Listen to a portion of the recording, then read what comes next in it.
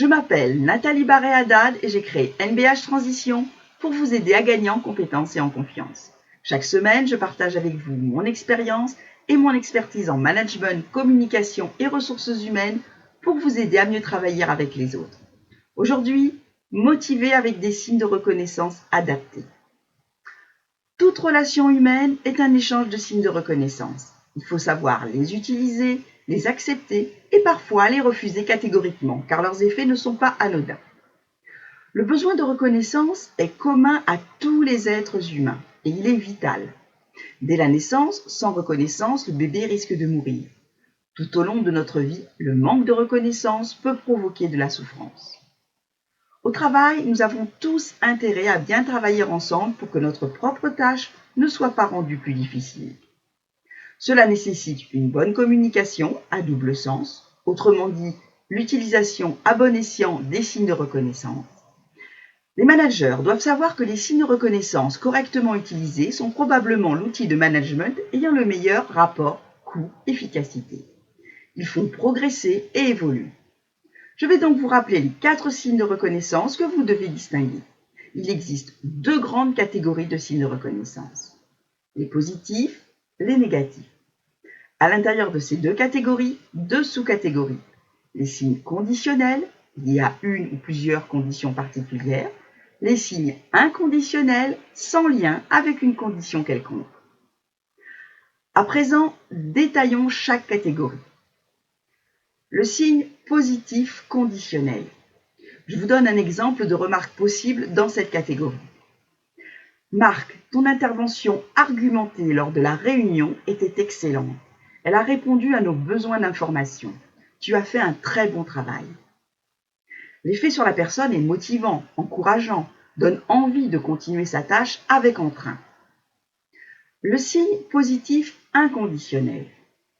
Il n'est pas lié à une tâche, mais plutôt aux qualités personnelles d'un individu et à leur contribution dans une relation qui se passe bien. Par exemple, c'est un plaisir de travailler avec vous, Karine, car vous êtes toujours calme.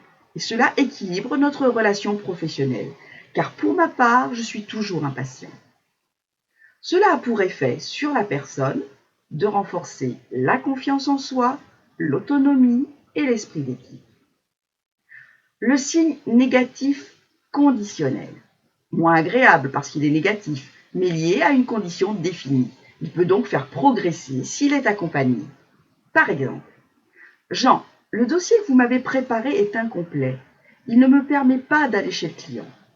Pourriez-vous revenir rapidement vers moi pour qu'ensemble, nous tombions d'accord sur ce qu'il doit contenir? Effectivement, la tâche accomplie ne correspond pas à l'attente et il est légitime, dans un travail d'équipe, de l'exprimer. Mais dire que ça ne va pas ne suffit pas à résoudre le problème. Cela ne fait pas avancer si vous ne précisez pas clairement votre besoin, la manière dont vous souhaitez que cela soit fait. Puis, validez ensemble le processus. Tout doit être clair pour être compris. Assurez-vous que la personne dispose de tous les moyens pour réaliser sa tâche.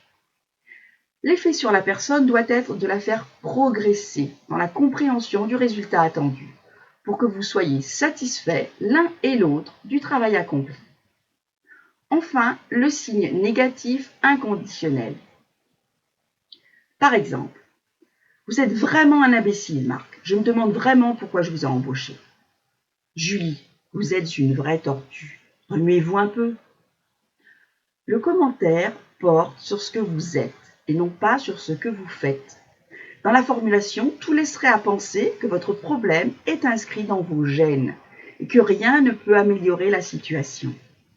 Dans un cadre professionnel, ce signe est à proscrire. Pour l'entreprise, il est gage de démotivation des individus et donc de mise en retrait au sein des équipes. Il a un effet destructeur sur la personne. À répéter, il entraîne une perte progressive de l'estime de soi.